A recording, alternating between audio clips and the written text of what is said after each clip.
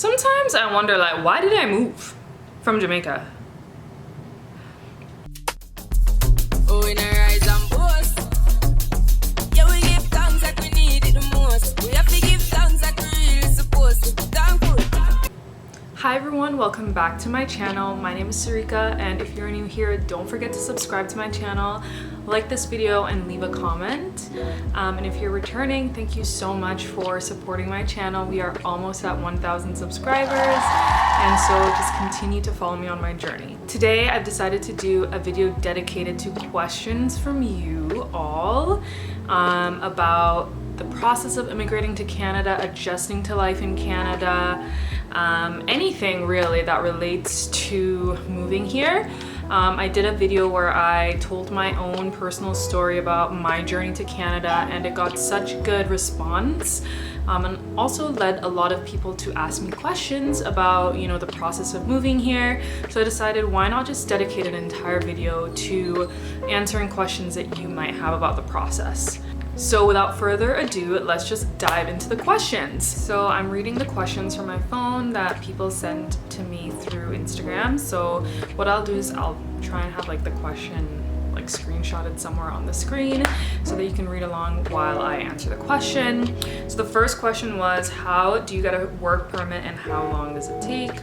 Okay, so there are two ways that you can get a work permit. There are two types. So one is called an employer-specific work permit, and the other one is called an open work permit. So what I had when I first moved to Canada was an open work permit, and an open work permit pretty much just means that you are not restricted to working at one employer or with one employer or at one location in one particular job. So I had an open work permit as a teacher. That meant that I could teach at pretty much any school that, you know, would hire me.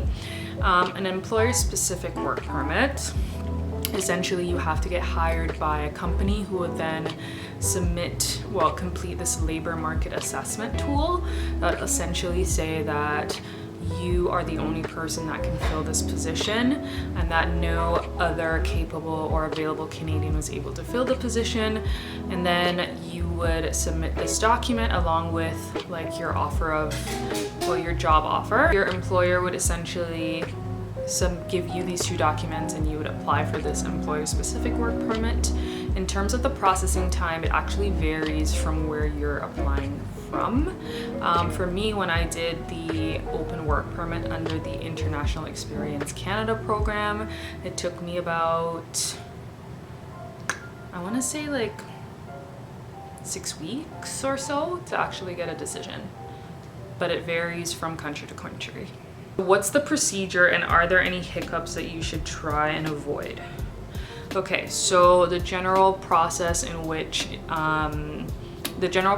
applying for express entry is you have to create this profile for yourself on the Government of Canada website or the IRCC website, and essentially it will ask you questions about, you know, your age, your name, your education level, work experience, language proficiency, and then based on those questions and categories, you will be assigned various points. And then you will submit that profile to something called the applicant pool. And the Canadian government has this draw that they do specific times throughout each month, and they'll have a cutoff. If you fall in that category, then they will, you know, your profile will be drawn and you will be invited to apply for permanent residency. After you get this invitation to apply, you have 90 days to collect all your documents and submit this application, and then you will wait to see if you get accepted. In terms of hiccups, you want to read every single thing carefully because you don't want to accidentally misrepresent yourself. Most importantly, that NOC code that I mentioned in my previous video. And if you haven't watched that video, please go and watch it. I go more in depth into some of these questions, but you don't want to mess up your NOC code. You don't want to misrepresent what you are doing in terms of your job duties. You want to make sure your job duties actually align with your NOC code, or else you may lose or get denied. You want to make sure that you have the amount of money that is required in your bank account to show that you have proof of funds. You want to make sure that you have all the documentation that you need within the 90 days. So if you know that you are someone who, for example, has gone to school in the States or gone to school in another country, make sure that you're able to get a police certificate within 90 days from that country. Those are the major hiccups that you want to avoid. Okay, the next question is, what is step number 1 for moving to Canada, especially if you don't have any family or like relatives or anyone who could really sponsor you? So the first step is definitely going on to the Government of Canada website and creating a profile. Once you create this profile and you submit it to this applicant pool, that's the first step. So the first step is going on the Government of Canada website, reading a bit about express entry, and creating that profile. That's the first thing to do. That's a really good question because a lot of people don't know where to start. The next question is, how long did it take for your application to be granted after you applied through express entry? So after I finished my work permit, that time period lapsed. I then applied for express entry, which is the main route that people take when they're trying to get permanent residency in Canada. And that took about, so I'll just talk about the wait time after I submitted my final application. After I submitted that, it took about 6 months to get a decision. Next question. Can you only apply through express entry, or are there other ways of migrating to Canada? Good question. So just to help me answer this question, because I want to give you the most information that I can, I actually just pulled it up from the Government of Canada website, and I'm just going to read what they have here. So most people can, apply through the express entry program, but in addition to that, you can have your relatives, like your spouse, your partner, children, parents, and grandparents who could sponsor you to move to Canada. This was one of the options I considered. I considered that having my partner sponsor me to to be a permanent resident here, because we're technically classified as a common law union under Canadian law, and so that would have worked. So you don't actually have to be married to do this. The only thing is that it takes longer than express entry, but it is cheaper, so that's something you could consider. You could be nominated by a Canadian province or territory to move to Canada. You could actually immigrate by being a care provider for children, the elderly, people with needs, or working as a live-in caregiver. You could also immigrate by starting a business and creating jobs, and that would be a startup visa. You could also immigrate as a self-employed person in cultural or athletic activities, etc., etc. So there's actually quite a few pathways that you can take if you want to immigrate to Canada. The next question is, am I too old to apply? So I actually don't know how old this person is, and that would depend on the age, but assuming that you are under 40, I would say no. Definitely not. People think that once you hit 30, you're ancient. No, you can still get a good amount of points even if you're in your 30s. So go ahead and apply for express entry. Do it. Can you still apply even if you have no family or spouse in Canada? Yep, absolutely. You don't need to have a family member or a spouse to apply through express entry or work permit or student visa. So go for it. Should I do school or work to move to Canada? Which is easier?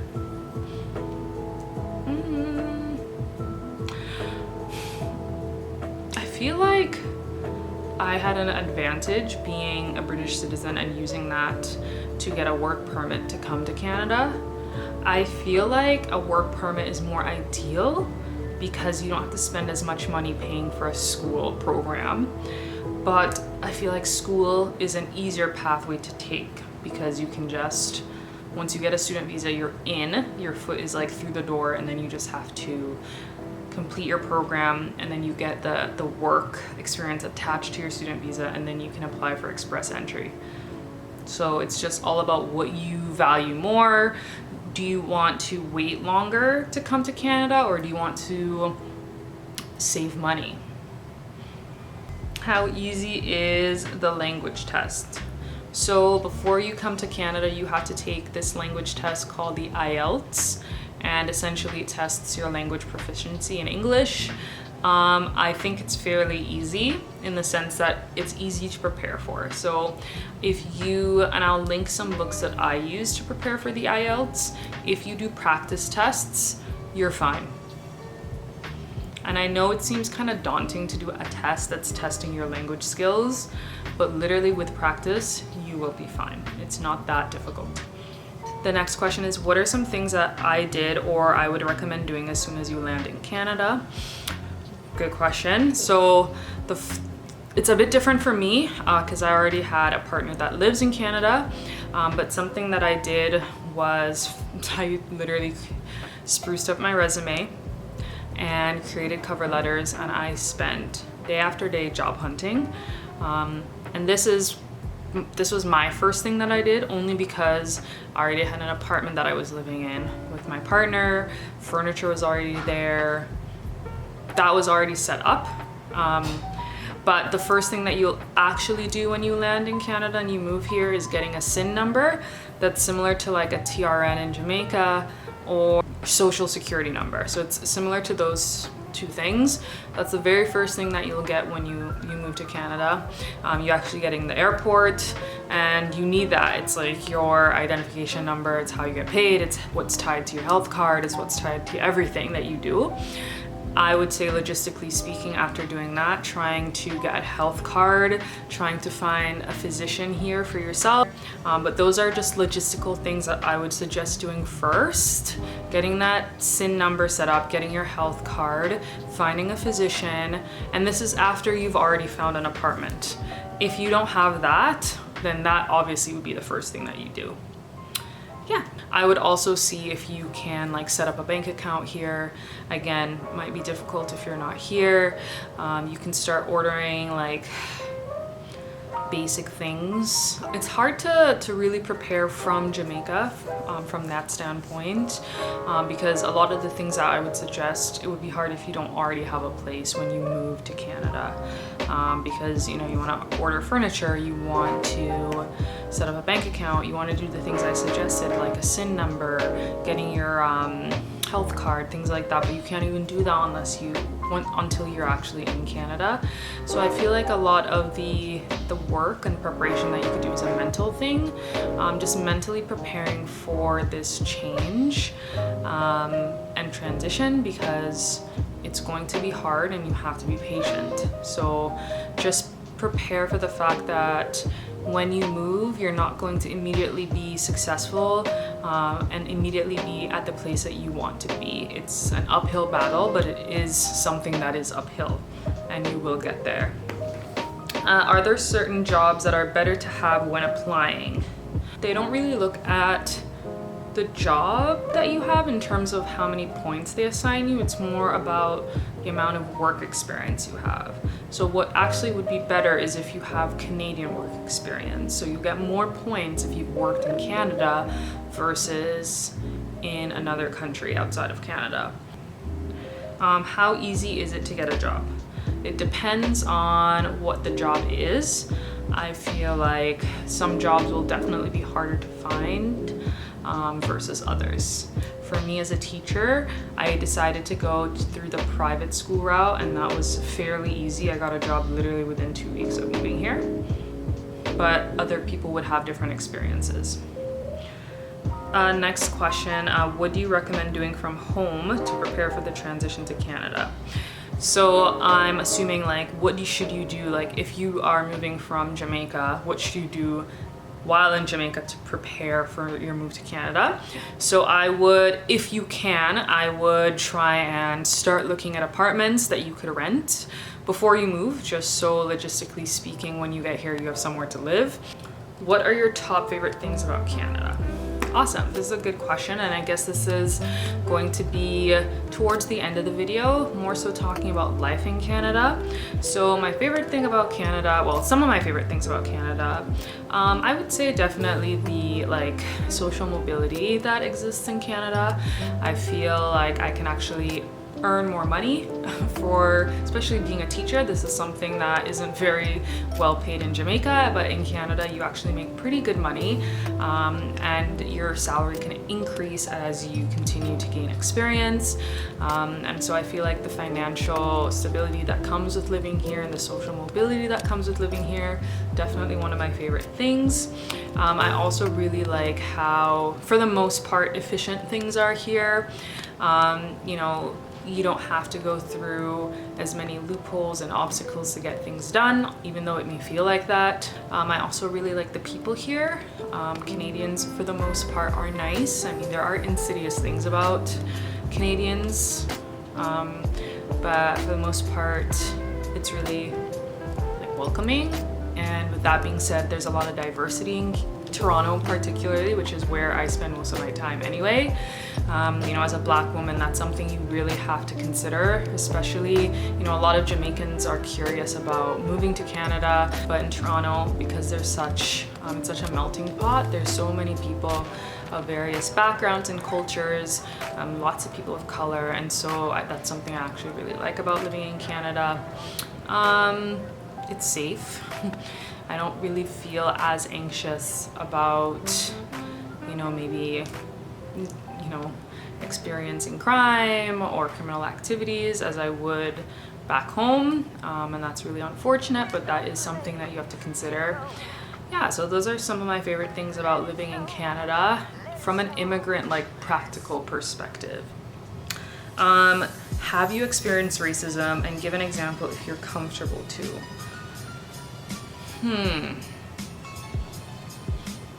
I'm sure I have, but they're not like, no incidents are coming off the top of my head right now. I have heard other people who have experienced racism. So for example, I had a friend who was visiting, lives in another part of Canada, was visiting Toronto, told me that when he was walking down the street, someone called him the N-word. That's a very like blatant example of racism. Another example was, you know, my partner was once driving, and then the person in front of them, I think, thought we were following them. Maybe looked and saw like this Black couple and then assumed maybe they're up to no good, and then they stopped and then allowed us to overtake. But I don't know if that's really racism or this, you know, the person just felt nervous. But I'm sure I have, particularly microaggressions, and I just can't remember any of them right now. I'm sorry that I'm not more helpful in that realm, but it definitely is something that exists in Canada. Would you ever move again to another country? No, absolutely not. I don't think I would move to another country. Being an immigrant is really exhausting. It's exhausting to do all of the documentation, all the applications. Transferring documents from one country to the next is really exhausting. Finding a new job is exhausting. Making new friends is exhausting, especially when you're an adult. At this stage of life, I would say no. But who knows what the future holds? What would you say is the most challenging part about being in Canada, aside from not having your family and the weather? Good question. Definitely getting started. It's really hard to get started when you move here, and I think that's one of the hardest things about immigrating to a new country in general. It's not just specific to Canada. You know, how do you get a new job? How do you find a new place to live? How do you, get acclimatized to things that you just haven't been used to? You know, like simple things, like for example, in Jamaica, there's a gas attendant at every gas station that pumps your gas, but then when you come to Canada, you have to pump your own gas. And I know, like, that's super simple, but it's like something you don't even think about, but that's like a very minor difference, and it's just getting used to the differences between the two societies would definitely be the hardest thing, which is why I think I had like advice in my very first video about how to kind of get used to, or things that you can do to feel more settled when you move here. And one is definitely creating a network, watching YouTube videos beforehand to see what are some things that you should get used to. But that's definitely the hardest thing, is finding a new job, finding a new place, making new friends, starting over, especially as an adult. The next question is, how easy is it to get Jamaican products in Canada? Depends on where you live. I live in Toronto, as I said before, melting pot. So there are Jamaican stores, quite a few all over Toronto. And in those Jamaican stores, you get all of the Jamaican products you want, like Easter bun and tasty cheese and blue soap and everything, Grace products, National, everything that you want, you will find it. It's actually not that bad. It's not that hard. Next question, any tips for maneuvering the cold? As I speak right now, it is the real feel here is minus 7 degrees Celsius. Sometimes I wonder, like, why did I move from Jamaica? Anyway, my tip for maneuvering the cold is just being very prepared in terms of your clothing. If you're someone like me, I decided this year that I'm actually going to buy proper winter clothes and not try to look cute all the time in the winter. So if you want to be warm, because that's what's most important, you want layers. Layering is super important. You want base layers, you want thermals, and this is what you wear under your clothes. You want a fleece layer, which is like very soft and warm, and then you want like your clothes over it, usually a sweater, pants, thick socks that are not cotton, because cotton actually takes forever to dry, and if you are walking and traversing and trekking in the snow, terrible idea to have wet feet. So don't buy cotton socks unless you know that you're just going out for quick, you know, like errands or whatever. You're not really gonna be outside very long. Thick socks, proper winter boots. I'm talking about boots that can handle minus 20 and below. And they actually will tell you that when you buy the shoe. Buy a proper jacket, a winter jacket. I would suggest buying a winter jacket that covers your butt, not the ones that stop at your waist, because you want that extra like protection in that area when you wear your pants, and then you have the coat covering your butt. Trust me, it is a good idea. Gloves, scarves, you can do ear muffs. If you are like really sensitive to the cold, the worst is like feeling really warm and then having your face exposed. You could do like a balaclava, but being prepared just clothing wise will make the experience a little more manageable. Just ensure that you're taking care of yourself emotionally. This is when seasonal depression tends to hit, and you will find yourself like sinking into a slump, and maybe you won't even notice if this isn't something you're used to.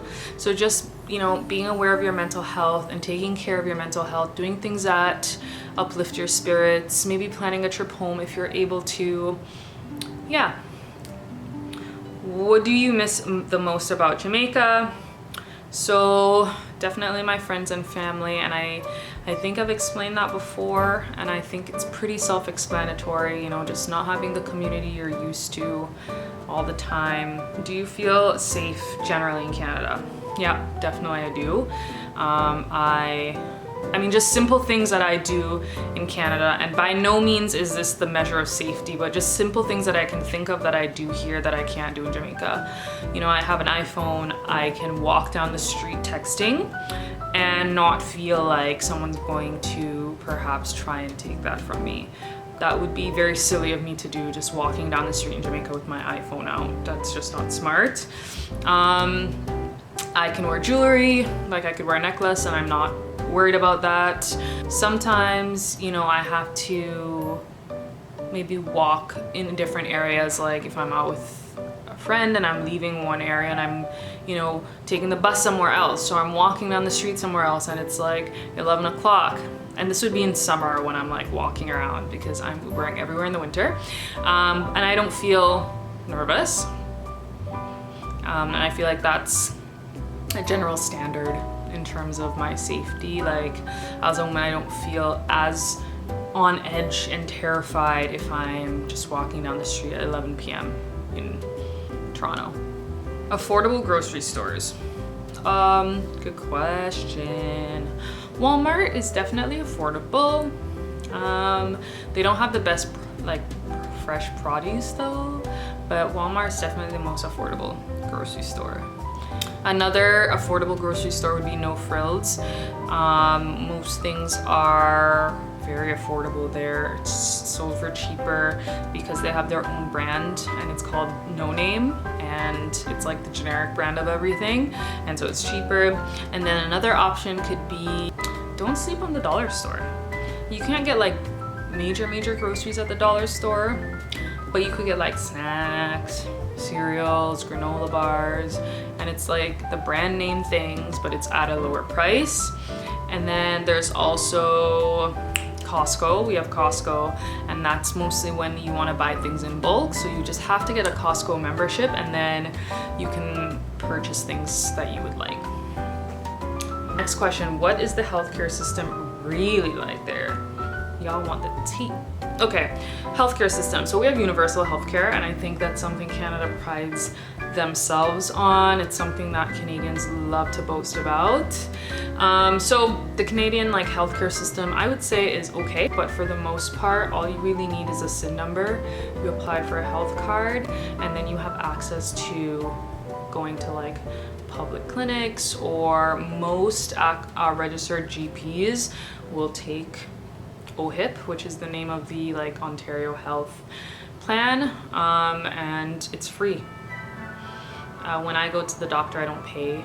Like if I do doctor's visits, if I'm doing like a pap smear, if I'm doing other tests, I don't have to pay for anything.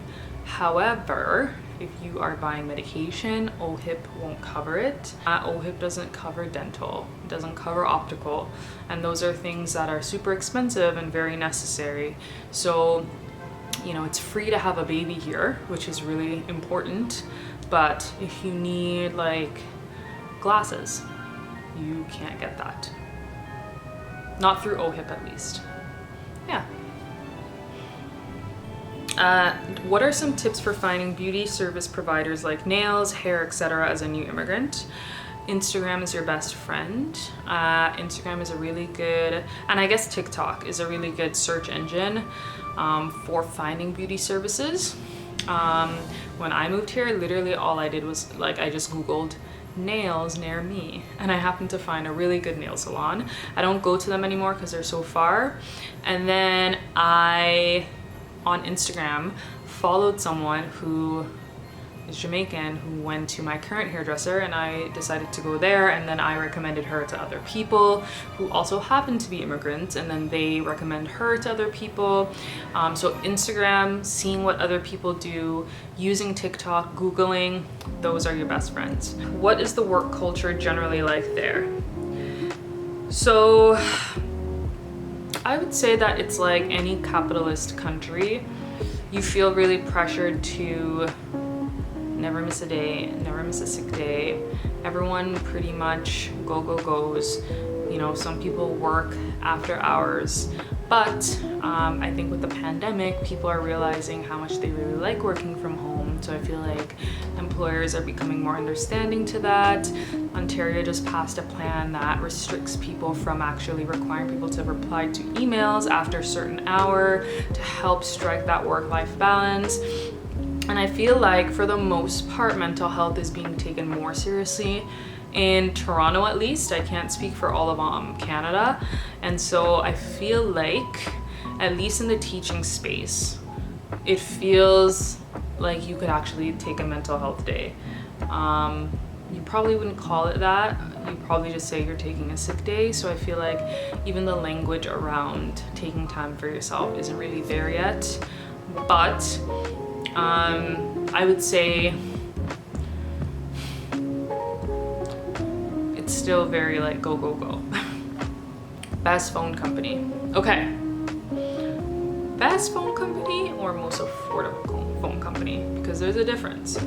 So the best phone company, I'm gonna say Bell, because this summer Rogers had a huge outage, which really impacted a lot of people's access to their cell phone service. Bell would be the best, but the most affordable is Freedom. Their service coverage is not very good though, so like once you exit Toronto, no cell phone service. Where should I shop for affordable furniture as a new immigrant? Want like local furniture stores. You You can use Kijiji, which is like the Canadian version of Craigslist. You can use Facebook Marketplace, and you could do like secondhand like thrift stores for more affordable pieces of furniture. You can actually transfer your driver's license from where you're coming from to Canada. There is like an entire process that you can do. You have to do it within 6 months of moving to Canada, and I waited too long, and so I personally wasn't able to. But don't be like me, get on it as soon as you get here, and yes, you can absolutely transfer your driver's license without starting all over from scratch. Where should I move to? That is a good question. So it depends on what you're looking for. So I feel like if you're looking for, I think like immigrants tend to gravitate towards big cities because it's just easier to get a job, and you really need a job to do anything else. But if you're looking for a more affordable city, definitely Alberta. Calgary, in Alberta is more affordable, and a lot of young people are moving to Alberta from Toronto just because the cost of living is so much lower there. How did you get started to find your social network? So I did mention earlier that one of the hardest parts about moving to a new country is finding new friends. So I used the Bumble app, which has like a friend app option. So I know Bumble is like a dating app, but it has a friend option, and you can use that option to make friends. And I've actually met a couple of friends through that app. And so if you're moving to Canada and you have like no friends, because that might happen, that's a really good option. Maybe you have 1 or 2 friends. I also had that. And I made friends through them because they had their own network of friends, and I built relationships through other people. And then I've made friends through work. So I feel like those are 3 main spaces and ways in which that, I have developed and created my own social network while here. Okay, so the last question I have says, what's the best place to move for a young adult that's east of Toronto but still commutable? So I'll answer that first. I feel like anything outside, the further you get away from Toronto, the harder it is to actually commute from place to place. But I would definitely suggest Ajax and maybe Oshawa, just because Oshawa seems to be a little bit more affordable in terms of that when you're going in that direction, but it's still quite far and thus difficult to get around from. But both Ajax and Oshawa have a GO station, and the GO station makes it much easier to get from Ajax, Oshawa into Toronto and other places around the GTA. Is it a good idea to move over there a year or maybe in a year? And if so, how could I do that process as quick as possible being a United States citizen? Again, express entry is probably your quickest way, because once you get invited to apply, it's literally just a 6-month waiting process. If you want to get here faster than that, then I would explore getting a work permit, especially as a United States citizen. It might be easier to actually get employers to hire you, especially if there's a Canadian location of where you currently work. Okay, so I hope that this video was helpful to all the people who sent in questions.